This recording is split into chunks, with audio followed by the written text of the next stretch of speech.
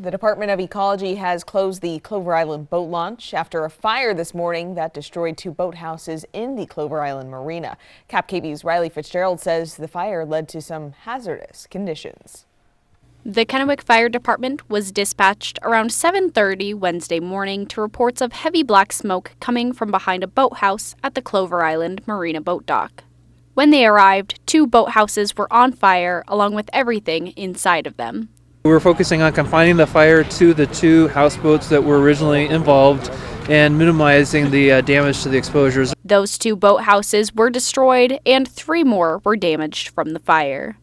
Being so close to the water, crews also had to be cautious of the icy conditions out on the docks. So we're trying to be mindful of those conditions and the fact that crews are operating right next to a river, so we want to make sure no one's slipping into the river.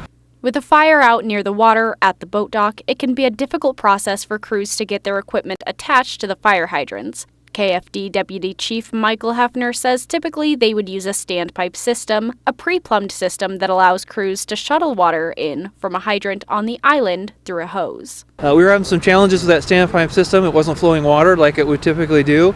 Ultimately, we were able to get our aerial ladder truck up into the space up above the fire, and we were able to spray water down onto the houseboats. He says there was also a Pasco fire boat that was able to spray water directly from the river into the fire. Hefner says he suspects there were boats inside the boathouses which may have leaked liquid into the water, causing another hazard. We're seeing some fire activity, which looks like flammable liquids floating on the water. It is possible that any boats that were involved after they caught fire may have breached and released fuel that bubbled up to the surface. Hefner says they're working with the Sheriff's Office, the Port of Kennewick, and the Washington Department of Ecology to contain any contamination along the water.